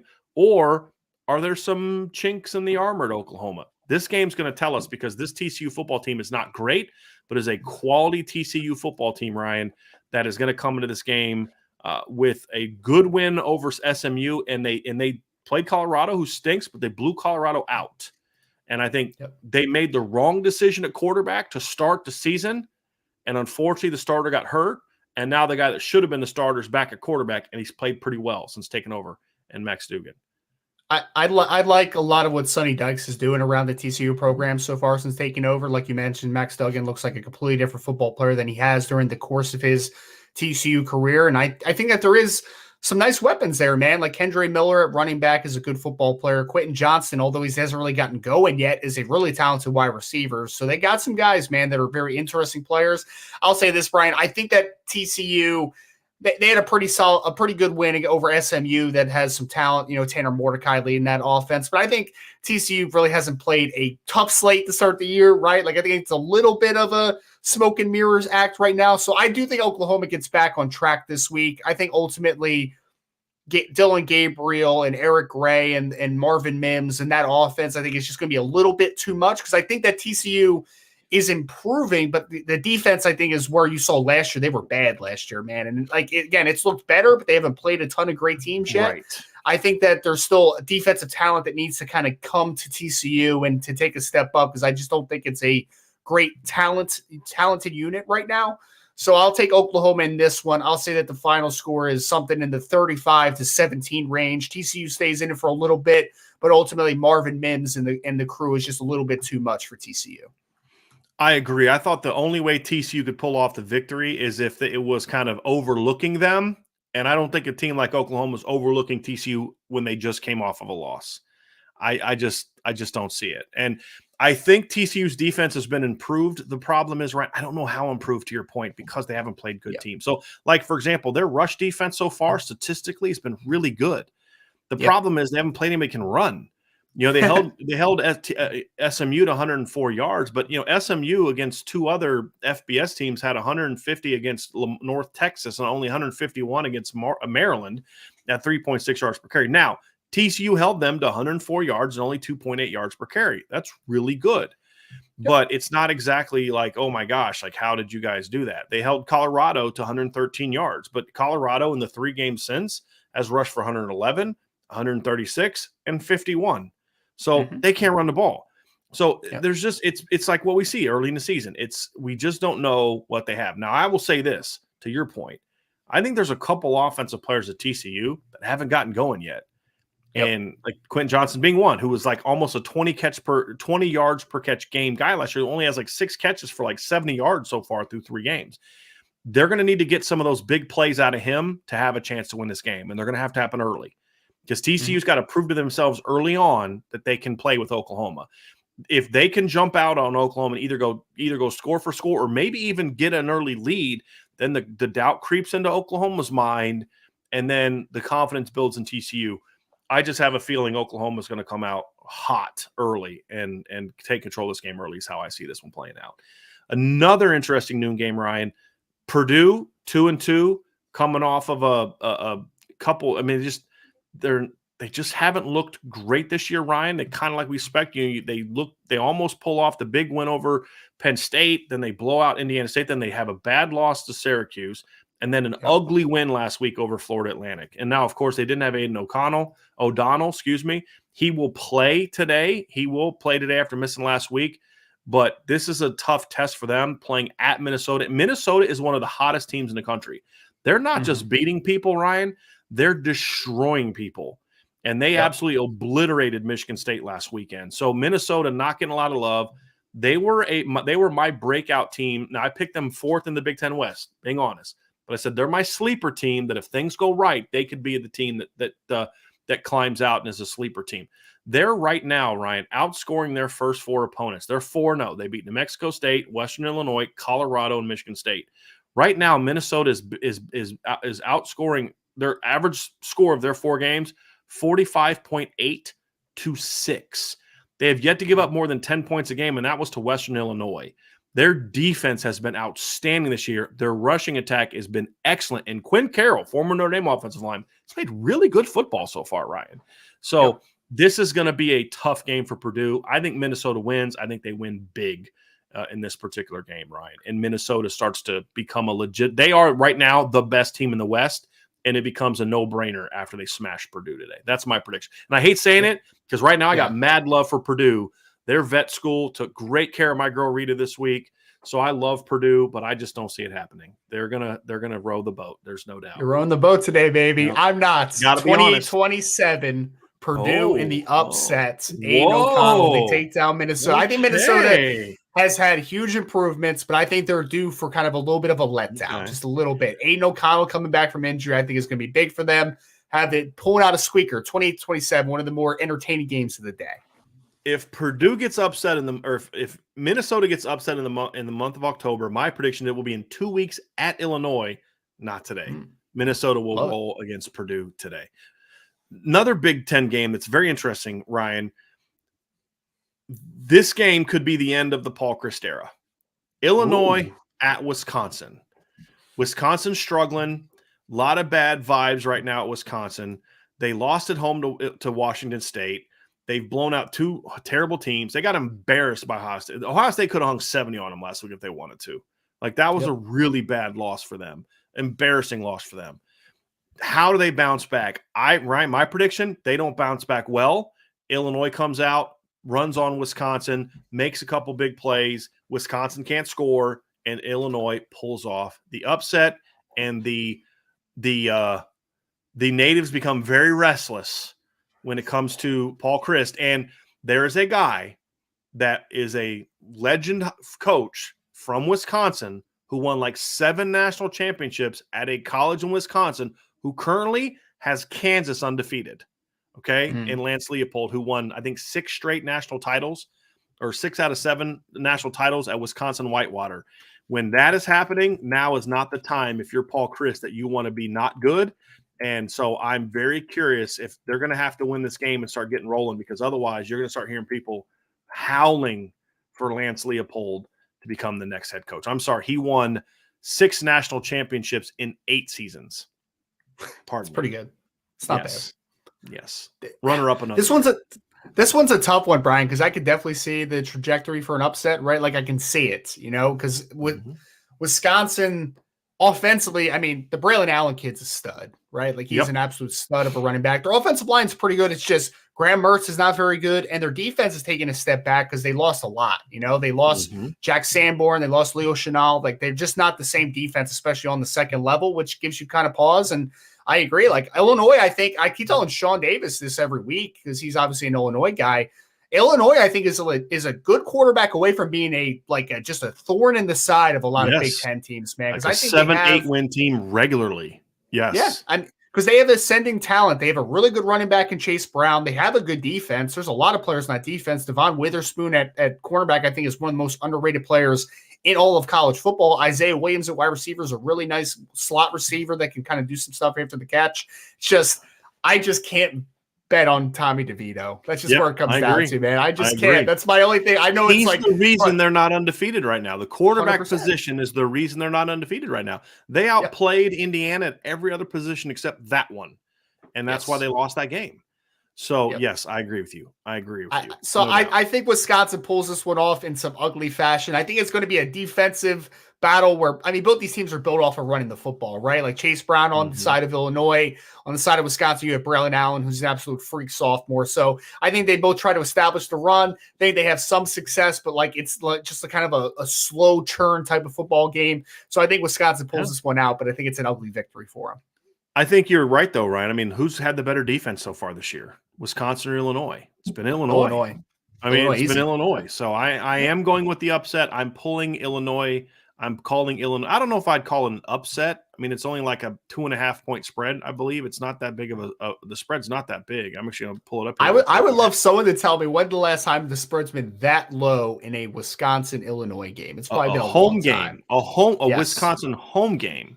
Yep. I'm gonna pull. Yeah, it is 6.5 for Wisconsin. So yeah, that falls within our upset criteria. Our call for an upset is a 6-point win. So that's going to be my upset for the week. I am going to go with an upset here. Chamgel, going back to the Purdue game, says Rita is going to carry Purdue for the upset. You know what?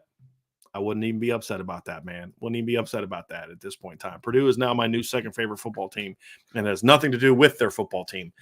So those are all noon games, Ryan. Yep. All noon games. So the noon slate for today is incredible. So we're going to rock through these last few because we want to get to some of these noon games. There's also Louisville, BC, Navy, Air Force, some really good noon games. Here's a couple that are going to later in the day. Number 2, Alabama against number 20, Arkansas. This is a game that intrigues me very much. I think Arkansas matches up well against Bama. Bama has not lit the world on fire. Arkansas is coming off of a tough loss to A&M in a game that they really should have won, but they just couldn't finish. And so Alabama did not look good in their only other true road game of the season. They're going back on the road against Arkansas. Arkansas played Bama tough last year, Ryan. Is this a game that Arkansas can kind of get that statement victory that they wanted against A&M last week, or does Bama continue its dominance over the Razorbacks? What say you, Mr. Roberts? My heart wanted me to pick Arkansas in this game, Brian. Like I put him in the prediction for this week. I'm a big believer what Sam Pittman's doing. I really am. I think that Arkansas for the next couple of years is going to really start continuing to ascend, because I think you've seen the talents get a lot better in Arkansas. I think you've seen that just kind of a manifestation of just toughness from what you would think a former offensive line coach would kind of bring to a program. I picked Alabama 31-20 in this game. I do think that Arkansas is going to match some punches early on in this contest. I think that it's going to be a little bit back and forth, but ultimately I'm just going to go with what I perceive to be the team with the most talent, right? And I am going to defer to Bryce Young being able to make a few more plays down the stretch than KJ Jefferson will. So I'll say Alabama pulls away later in this game. Arkansas throws some punches early on. I think Rocket Sanders is a really good football player. KJ Jefferson, kind of the dual threat kid. But I do think that Alabama takes this one by 11. I think Arkansas has an offense that's good enough to beat Alabama. I don't think they have a defense good enough to beat Alabama. And that's the big key. I think in order to upset Alabama, your defense has to make some stops. I think Texas was good enough to make some stops. I don't think Arkansas has been. I have not been impressed with their defense this year. They're giving up 26 points per game. They gave up 23 in a loss to A&M, who's not good offensively. They gave up 27 to Southwest Missouri State. They gave up 30 to South Carolina, and they gave up 24 to Cincinnati. Now, in some of those games, some of those points were late in the game when they were in control. But still, gave up 27 points to Southwest Missouri State. That's the problem. And that's going to take more time to fix for Sam Pittman, because that's a recruiting thing. And it's going to take more than 2 years, one of which was during a COVID. I mean, Sam Pittman's whole first year at Arkansas, he couldn't go on the road and recruit because of COVID. It's crazy. So it'll get there. I like what he's doing. I love what he's doing, but I just don't think they have enough horses yet. Having said that, I do think KJ Jefferson is the type of quarterback that could give Bama problems and pull off this upset. The question is, I just don't think they have enough on defense to stop Bryce Young. That's the problem. Even though I don't love this defense or this offense by Alabama, it's not a vintage Bama offense. Tyler Harrell's been banged up all year. The receiving core is good, but not great. Their running backs are good, but not great. Their offensive line's been okay. They still have Bryce Young, right? And that's going to be the key for me. So I'm going with Alabama. My prediction for this one was 34-24. This is one of the ones we did at irishbreakdown.com. Another big 3:30 game, right? It's the second Power 5 big conference championship rematch from a year ago. It's number 9 Oklahoma State, who's undefeated at 3-0, I believe, at number 16 Baylor. Baylor's 3-1. Obviously, the Bears' only loss this season was an on-the-road game at BYU, who's currently in the top 20. Since then, they beat Texas State, and I predicted the Bears to get upset last week against Iowa State. They went on the road and not only won that game by a touchdown, but they controlled the game from start to finish. They outplayed Iowa State the whole game. That was a really good bounce-back win. They have no business being a 3-1 football team right now based on their talent and what they lost last year. But Dave Aranda is doing a phenomenal job. That is a very, very well-coached football team.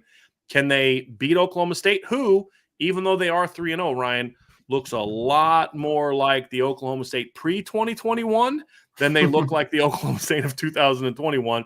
3-0, 58-44 win over Central Michigan, 34-17 win over Arizona State, 63-7 win over Arkansas Pine Bluff. The reality is Oklahoma State has looked very good on offense so far. They have not been tested. This is by far the best defense they played. So I don't quite know what to make of Oklahoma State yet. Baylor is much more battle-tested. That's the intrigue about this matchup, Ryan. What say you about this game, and who do you have? This one's probably one that I'm going to get completely wrong, and I'll be very honest about this one, right? Like, I agree, Bryan. Like, Dave Aranda's done a tremendous job at Baylor. Mike Gundy, although he's kind of the butt of jokes, has done a tremendous job at Oklahoma State. Love the job he's done. He really has. So this is a battle of two coaches that I respect heavily. Usually when I think teams are kind of on similar wavelengths, I kind of defer to the better quarterback, in my opinion, right? Like, that's kind of like a different differentiation for me. Mm-hmm. I don't know if Spencer Sanders has truly turned the corner, but he has looked pretty good the last 5 football games he's played, dating back to the Notre Dame game last year, right? So I'm going to take Spencer Sanders in this one just because I love a lot of what Baylor's doing. I think their offensive line is tough. I think their defense is playing above their heads right now, but I just don't believe in Blake Shapen right now. I think he has a lot to prove for me as a sophomore quarterback. So I'm going to go with the experience of Oklahoma State. I am going to take them in a little bit more of a high-scoring game than maybe some people will anticipate, but I'm going to take them 34-24. Spencer Sanders continues his hot start to the year. Ryan, I like Blake Shapen. I think he's a nice young quarterback. I think he's going to do some really good things at Baylor. My problem is more so just what's around him. Yeah. I don't think the talent around him is great. You know, I thought the kid played well last week. I mean, I thought it last week was the best game of his career against Iowa State. It was very efficient. You know, got the job done, over 70% of his completions. The problem is Iowa State's not a great offense either. I mean, they beat Iowa 10-7. You're going to have to outscore Oklahoma State this year. It's not going to be a 23-17 game like it was last year. You're going to have to score. And I think the combination of Blake Shapen being more of a game manager right now than a put a team on your shoulders kind of kid, combined with the fact that there's just not the weapons around him. I mean, they lost both of their running backs from last year. They lost 2 of their top receivers from last year. They don't. I love the job that Jeff Grimes has done as their offensive coordinator, calling plays and just getting this team to play at a high level for their talent level. I just don't think they have the horses to win a game that I think they're going to need to score some points to win. So my prediction for this game was I went with Oklahoma State 31-23. So I predicted them to win this game, Ryan. You also predicted Oklahoma State to win. You said 34-24. We're similar. We're similar on this one. We're similar on this one. Now, this is one of those ones we had split. So me, you, and Vince D'Addario all picked Oklahoma State. Andrew McDonough, Sean Davis, and Sean Stiers all picked Baylor. So this is one of the ones we were more split on. We're usually like 5-1, 4-2, or sometimes all 6. But this is one that we split right down the middle. 3 staff members picked Oklahoma State. 3 staff members picked Baylor. A couple more games, Ryan. Number 22, Wake Forest at number 23, Florida State. Florida State is really having a great start to the season. They really are.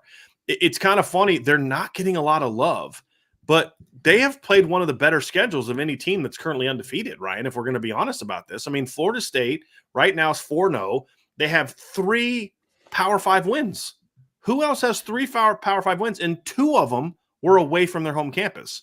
Basically 2 road games. One was in New Orleans against LSU, in a game they outplayed LSU for 58 minutes, right? The other one was a game against Louisville in which they were really controlling the action until their quarterback got hurt. And then last week, they absolutely destroyed Boston College. So I like what Florida State is doing. Wake Forest is coming off of a game. I didn't think they were going to be competitive against Clemson. I predicted a blowout. They took Clemson down to the wire. This is going to be one of the more entertaining matchups of the weekend, Ryan. And Florida State should be ranked higher than 23rd. That just shows the silliness of some of these rankings where they're just going to hold on to what you thought a team was and not react to what they are. Florida State has played without question like a top 20 football team so far this year. This is their chance to earn that respect, or it's Wake Forest's chance to kind of bounce back from a loss to Clemson. Which one's going to happen, Ryan?